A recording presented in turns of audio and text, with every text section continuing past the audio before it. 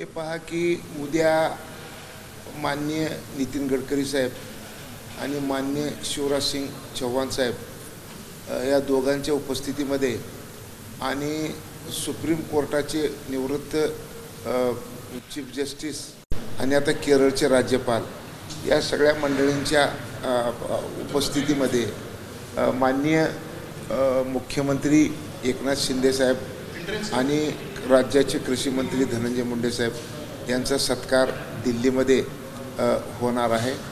या सत्काराच्या पाठीशी जर खऱ्या अर्थानं आपण जर बघितलं तर आता जग सगळं तापमानवाढीनं होरपळू लागलेलं आहे। यावर्षी युनायटेड नेशन ऑर्गनायझेशनने 3 गोल सांगितलेले आहेत। एक एन्व्हायरमेंट, दुसरं सस्टेनेबिलिटी आणि तिसरं म्हणजे फूड सिक्युरिटी।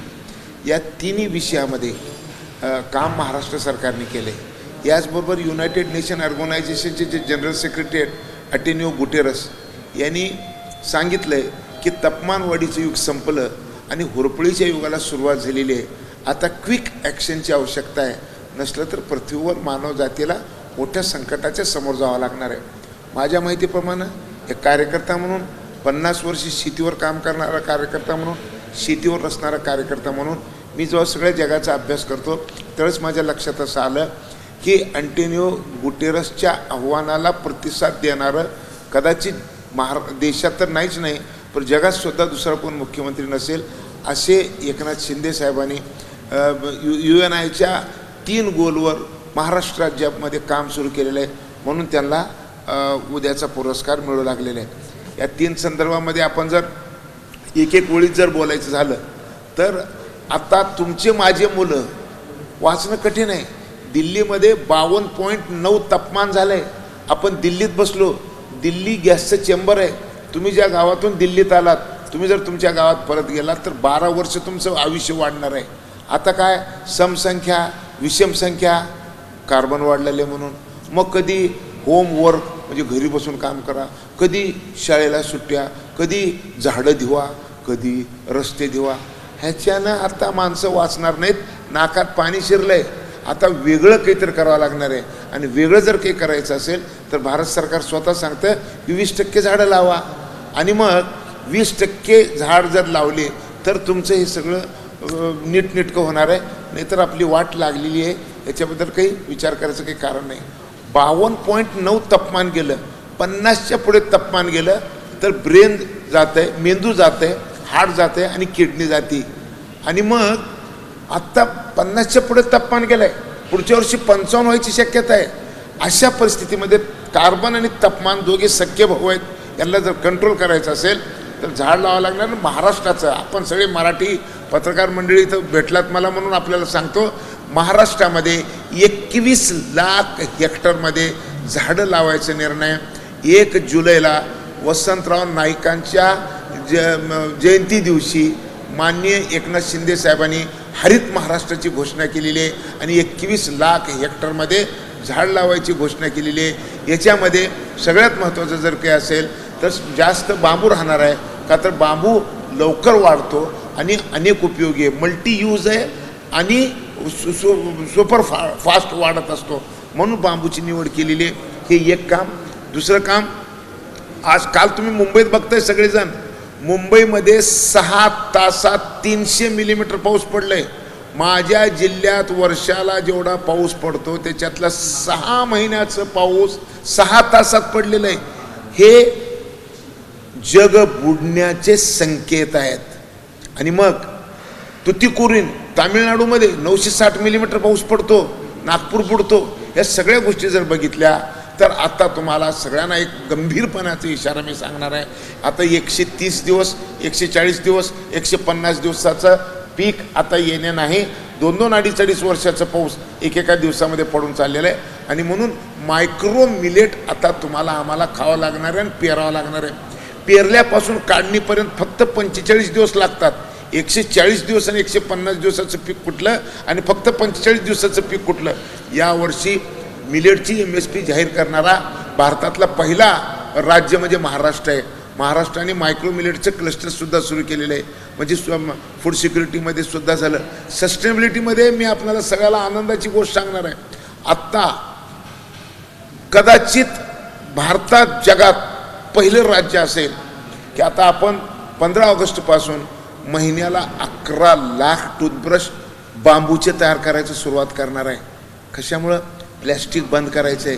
किमान महाराष्ट्रात ब्रश तरी मुक्त करूत, प्लॅस्टिक मुक्त होईल तेव्हा होईल, ही संकल्पना माननीय मुख्यमंत्र्याची आहे. आणि सगळ्याला आपल्या माध्यमातून सगळ्या महाराष्ट्रातल्या जनतेला मी सांगणार आहे की आता जगामध्ये जे प्रदूषण वाढू लागलेलं आहे, कार्बनचं प्रमाण वाढू लागलेलं आहे, याचं कारण काय? 2015मध्ये पॅरिस ॲग्रीमेंटमध्ये सांगितलं की औष्णिक वीज प्रकल्प कोळशावर आधारित टप्प्याटप्प्यानं बंद केल्याशिवाय माणूस जात वाचणार नाही. माझ्या महाराष्ट्राचे मुख्यमंत्री एकनाथ शिंदे साहेबांनी त्यांचे जे सचिव आहेत अलबनगन साहेब यांना सांगितलेलं आहे की आता दगडी कोळसा या वर्षापासून 5% कमी करायचं आहे, पुढचं अजून ते वाढत जाईल. आणि एवढं सगळं दगडी कोळसा जर कमी करायचं असेल तर बायोमास वापरायचं आहे. आणि त्या बायोमाससाठी जे पॅलेट्स लागणार आहेत ते बांबूचे आणि इतर सगळ्या ॲग्रोवेस्टपासून तयार होणार आहेत. या सगळ्या बायोमासला आता गावागावातल्या शेतकऱ्याच्या पोरांना इंडस्ट्री मिनिस्ट्रीकडून लोन देऊन सबसिडी देऊन त्या पोरांना उभं करायचं आहे. आणि आता बायोमास मोठ्या प्रमाणामध्ये उभं करून द्यायचं आहे. म्हणजे सस्टेनेबिलिटी आली, एन्व्हायरमेंट आलं आणि फूड सिक्युरिटी आली. इंटरनॅशनल म्हणजे युनायटेड नेशन ऑर्गनायझेशनचे जे गोल आहेत त्या गोलवर जगामध्ये काम करणारं एकमेव राज्य म्हणजे महाराष्ट्र राज्य. आणि अशा महाराष्ट्र राज्याचे मुख्य कारभारी मुख्यमंत्री हे एकनाथ शिंदे साहेब आहेत. आणि म्हणून उद्या त्यांना या संदर्भातला पुरस्कार मिळणार आहे. आणि त्याच जोडीला महाराष्ट्राचे कृषी मंत्री धनंजय मुंडे साहेब यांनाही पुरस्कार मिळणार आहे. महाराष्ट्रातल्या सगळ्या जनतेच्या वतीनं शेतकऱ्याच्या वतीनं मी अभिनंदन करणार आहे एकनाथ शिंदे साहेबाचं की या दिशेनं ते कामाला सुरू केले. म्हणून दखल यांची घेतली गेलेली आहे. पूर्ण देशातल्या सगळ्या मोठ्या इन्स्टिट्यूटपैकी एक जे संस्थाचे ज्या संस्थेचं अध्यक्षपद 10 वर्ष स्वामीनाथन साहेबांसारख्या माणसाने भूषवलेलं आहे. ज्या संस्थेच्या वतीनं आजपर्यंत राजनाथ सिंग असतील, शिवराज सिंग चौहान असतील, धुम्मल असतील, अखिलेश यादव असतील, शरद पवारजी असतील, रतन टाटा असतील, कुरियन असतील, एवढ्या सगळ्या मोठमोठ्या लोकांना पुरस्कार दिलेले आहे. त्या पंक्तीमध्ये आता एकनाथ शिंदे जाऊन बसलेले आहेत. अशा या संस्थेने पुरस्कार दिले आहे. या संस्थेचंही मी आभार मानणार आहे.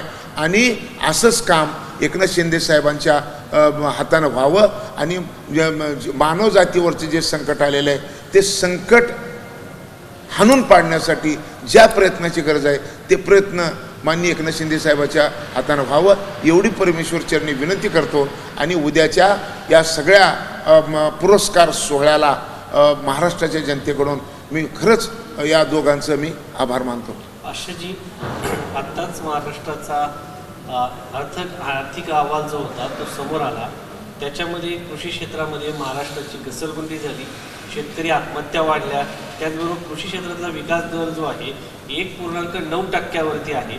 अशा परिस्थितीमध्ये आणि ज्या लोकसभा निवडणूक झाली त्या लोकसभा निवडणुकीत देखील कांदा प्रश्न, धान प्रश्न यावरून सरकारने भाजपच्या विरोधात मतदान केलं. शिंदे सरकार सध्या सत्तेत आहे त्यांच्या विरोधात मतदान केलं. आणि ते राज्याचे मुख्यमंत्री आता दिल्लीमध्ये येऊन उत्कृष्ट राज्याचा पुरस्कार घेतात. कसं बघताय या सगळ्या विरोधाभासाकडे? आत्महत्येच्या संदर्भामध्ये आत्तापर्यंत शेतीमालाच्या दराचा आणि आत्महत्येचा संबंध होता. आता त्याच्याही पुढे जाऊन तापमान वाढ आणि आत्महत्या, ग्लोबल वॉर्मिंगचा परिणाम आत्महत्येवर होऊ लागलेला आहे. 2030 नंतर तापमान वाढीचा परिणाम 40% उत्पादनामध्ये कमी होणार आहे. तांदूळ असो, गहू असो, ज्वारी असो, बाजरी असो, 40% उत्पादन कमी होणार आहे. हे सगळं तापमान वाढीचा परिणाम आहे. आणि मूळ बेसिक प्रश्न कंट्रोल करण्यासाठी शिंदेसाहेबांनी काम सुरू केलं आहे. आपण म्हणताय की आत्महत्येचं दुसरं कारण की मला खिशातून माझे 100 रुपये गेले आणि घरी जर 80 रुपये आले तर मी आत्महत्या करणार. गेल्या 70 वर्षामध्ये पहिल्यांदा एकनाथ शिंदे साहेबांनी 11 जुलैला भारतातल्या 6 राज्यातल्या रब्बी पिकाच्या हमी भावाच्या शिफारशीची जी बैठक केंद्रीय कृषी मूल्य आयोगाचे अध्यक्ष विजयपाल शर्मा यांच्या उपस्थितीमध्ये सह्याद्री अतिथीगृहामध्ये मुंबईला झाली. आणि 70 वर्षात पहिल्यांदा एका राज्याचा मुख्यमंत्री त्या बैठकीला येतो, कृषी मंत्री धनंजय मुंडे त्या बैठकीला येतात. आणि कशामुळे शेतकऱ्याच्या आत्महत्या होऊ लागलेल्या आहेत हे केंद्राच्या समोर छाती ठोकपणे शेतकऱ्याची वकिली, शेतकऱ्याचं प्रतिनिधित्व माझ्या मुख्यमंत्र्यांनी माझ्या कृषी मंत्र्यांनी केलं. आणि मग पहिल्यांदा मी गेली 15 ते 20 वर्ष मी कृषी मूल्य आयोगाच्या समोर जात असतो. आता तर मी राज्याचा कृषी मूल्य आयोगाचा अध्यक्ष आहे. पहिल्यांदा विजयपाल शर्मा केंद्रीय कृषी मूल्य आयोगाचे अध्यक्ष यांनी सांगितलं की आमच्या काही मर्यादा आहेत, आम्ही मर्यादामध्ये राहून हे सगळ्या गोष्टी करतो. आता आपल्या सूचना ऐकून आम्ही भारत सरकारला सांगणार आहे की आता MSP काढण्याच्या संदर्भामध्ये कृषी मूल्य आयोगाचा दायरा बदलावा लागणार आहे. आता सुचलं. आणि म्हणून तुम्ही विचारलेल्या ह्या सगळ्या गोष्टीच्या संदर्भात असो, आणि सगळ्यात एक गोष्ट लक्षात घ्या, पीक विम्याच्या संदर्भामध्ये 1 रुपयाला पीक विमा देणारा सरकार जर कुठला असेल तर महाराष्ट्राचं सरकार आहे.